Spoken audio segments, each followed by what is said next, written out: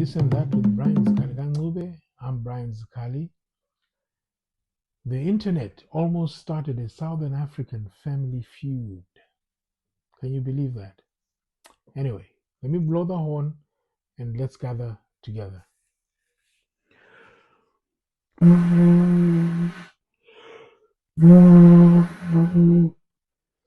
So, Africa, are you listening? World, are you watching? Now, the social media exploded with claims that Botswana President Duma Boko had decided to close borders and cut electricity with South Africa because of certain comments he made when he was in Zimbabwe. Watch this. Problems arise where people think others are coming to take their jobs. I saw a clip of some old and rugged white middle-aged men in the UK claiming that Zimbabweans were taking, Africans were taking up their jobs. And the reporter asked him, particularly, what job do you do? What job would they have taken away from you? He was a jobless, skillless human being that who was out in the streets protesting that some job of his has been taken. He has no skill to offer, nothing. And these people that is criticizing and besmirching are people who have come to bring skills which are needed in that economy. Well, it turns out President Boko was actually referring to this guy. Remember him? How important an issue is immigration to you? Well, I can't get a job. They come to this country and they just get a job just like that. So when you apply, what do they say to you? Well, I've got a criminal record. Assault. Assault? Yeah. How long ago? Well, I've been out of prison now 3 years now. And so you blame immigrants rather than your criminal record? A few moments later.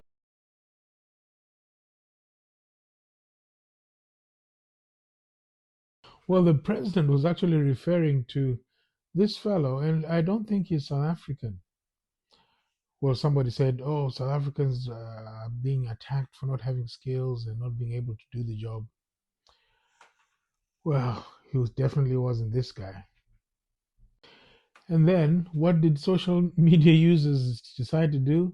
They ran with the story, neglecting the facts, not even researching, but in fact adding a bit of spice to the matter. And it spread like wildfire to the point that everybody was talking about it. Well, almost everybody. Look at this. Botswana has cut off electricity to South Africa in response to the xenophobic attacks on other Africans. The president of Botswana actually said that we helped you gain your independence from your oppressors and now you're humiliating other Africans. Le jeune monsieur que vous voyez en haut là, il s'appelle Boko, le président de la Botswana. Vous savez ce qu'il a fait? Eh bien, il a coupé l'électricité à l'Afrique du Sud. Breaking news. Botswana cuts electricity to South Africa and closes its borders. President Duma Boko has declared state of emergency and announced drastic measures against South Africa amid escalating tensions fueled by accusation of xenophobia against Botswana citizens. Now, reports online do indicate that the government of Botswana has decided to cut electricity supply to South Africa and also to close its borders in response to the attacks on Botswana citizens perpetrated by black South Africans. A few moments later. For the what? Who is you? For the what? Who is you? Because I don't. I don't. And I close you back and forward and forever I close. Q. My Q.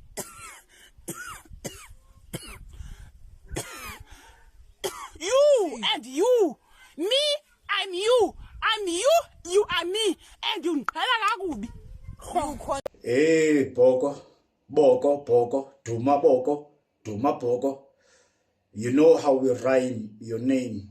in isiXhosa ne ungumXhosa uyayazi. So please don't push so that people will rhyme your name in that not so pleasant manner. Don't push it. You are a number one citizen yaseBotswana. Yabo. Masqala apha kuqala. iBotswana people are some of the nicest, friendliest people. All of these other problems that we have with the most of these people, but say Africa, we don't have that much problems. In fact, I don't remember any problems with people from Botswana in particularly, no. So I don't know who to wear. Now, how did you deem it fit to enter the chat? I don't know whether you were looking to trend, or you were looking for a popularity, whatever it is. Yeah, but it was unwarranted at all. As I've said, your people are some of the nicest, yeah, some of the most honest people, the Tswana people. Yeah. So when again you deemed it fit to go to maungene kule chat and ungena ngendlela edelelayo, the question that you asked, gave person jobs in you were using English again. Yeah, it had this nuance of disrespect, yeah, this nuance of undermining, yeah, thick, very thick nuance of undermining, yeah, completely unwarranted. How you entered this chat, I don't know. Your people are a relaxed, intelligent people, the Tswana people.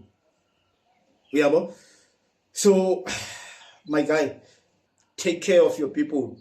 Yeah, they must not go around and be like the rest of Africa, like stray dogs, like stray dogs. Abacha imigqomeni.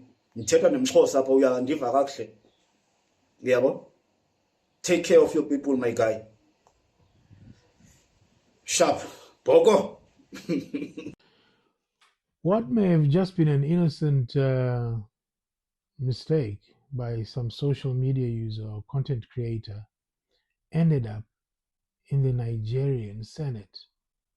Big politicians, our uncles there in Nigeria, deciding to stand up and attack South Africa for the things that are going on in South Africa, but then bringing Botswana into the picture. Botswana have closed their border with South Africa and have also cut electricity supply within the region where they connect to South Africa. Zimbabwe have closed their border with South Africa because of this embarrassing xenophobic attack that is targeted at blacks in South Africa. Becomes a diplomatic storm. And that's a sad reality where misinformation is misunderstood. And that makes matters worse to the point that it ends up in parliament, in one of the so-called giants of the African continent. Of course, you'd expect that they have people who can check the facts, people who can research, and people who just have a bit of historical knowledge of what's going on all over the continent. But hey,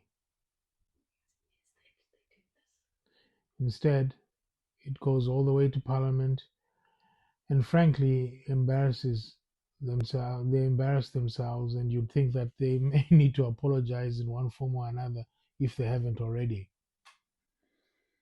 And that's it's just sad, but at least we can laugh because the truth is quite clear. Everybody knows now that this news was definitely fake, but it can be quite dangerous, and we need to be careful.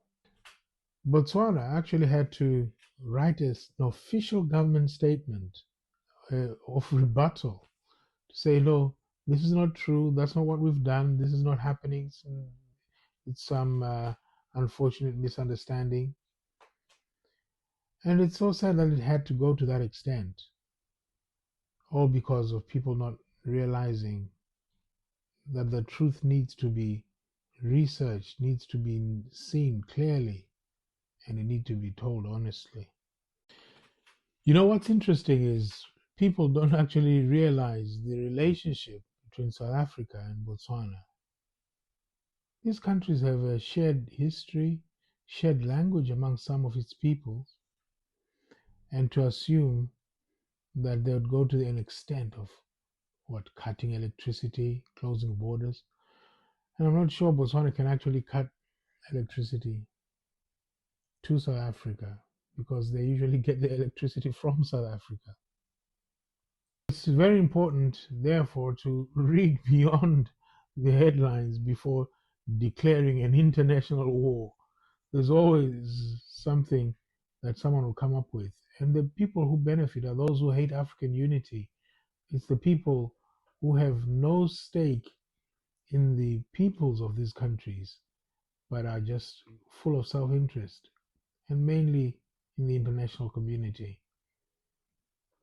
You've been watching This and That with Brian's Karigangube, and what you need to do, subscribe, press the notification button, and comment. Let's discuss this.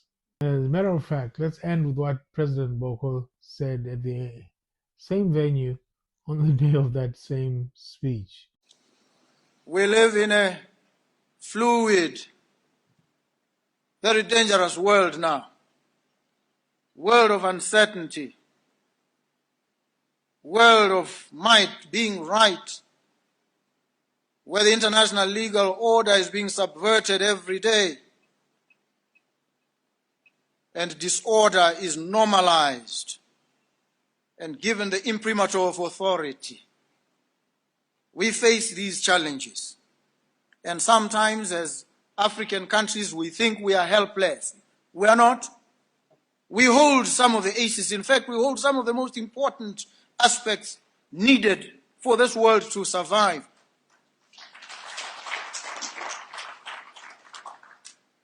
We are endowed with natural resources. The African continent is rich, by far the richest continent on the face of the earth. It has young people. The median age, the average population is 19 years, 3 months on the African continent. A continent of 1.4 billion people, over 60% of them being young people, full of youthful energy, marauding, bristling with purpose. And we are a poor continent? No, we cannot be. And we have natural resources in staggering abundance and variety. How can we be poor? And how can we go out to the world as beggars, as weaklings, asking them to give us a seat at the table at the United Nations? No, we must break into that organization and claim our seat at the head of the table. I make these remarks forcefully and evocatively because they must represent the new thinking, the new Chimurenga across the breadth and dimensions of the African continent.